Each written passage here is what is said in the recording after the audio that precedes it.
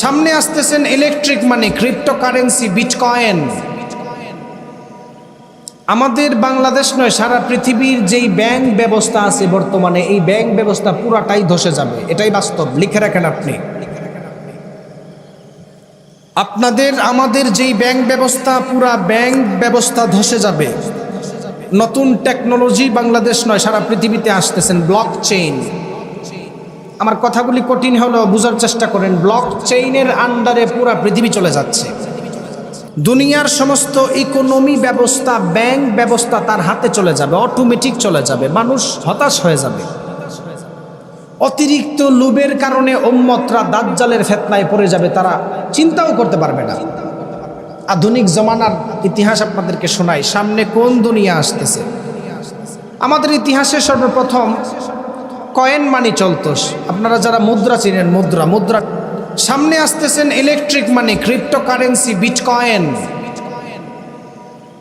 আমাদের বাংলাদেশ নয়, সারা পৃথিবীর যেই ব্যাংক ব্যবস্থা আছে বর্তমানে, এই ব্যাংক ব্যবস্থা পুরাটাই ধসে যাবে। এটাই বাস্তব, লিখে রাখেন আপনি। আপনাদের আমাদের যেই ব্যাংক ব্যবস্থা, পুরা ব্যাংক ব্যবস্থা ধসে যাবে। নতুন টেকনোলজি বাংলাদেশ নয়, সারা পৃথিবীতে আসতেছেন। ব্লক চেইন, আমার কথাগুলি কঠিন হলেও বোঝার চেষ্টা করেন। ব্লক চেইনের আন্ডারে পুরা পৃথিবী চলে যাচ্ছে। ব্লক চেইন এমন এক নেটওয়ার্ক, যেই নেটওয়ার্কের মাধ্যমে পৃথিবীর ইকোনমি ব্যবস্থা ব্যালেন্স করা হবে।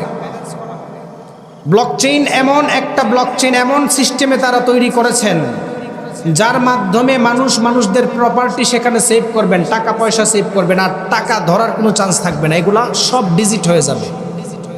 ইন্টারনেট মানি সামনে আসতেছে।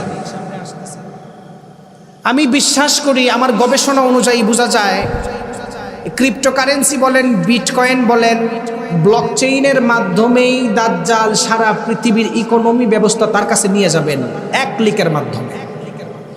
আমাদের সমাজের মানুষ টাকার কারণে মুসলিম থেকে খ্রিস্টান হয়ে যায়, এমন আছে না নাই?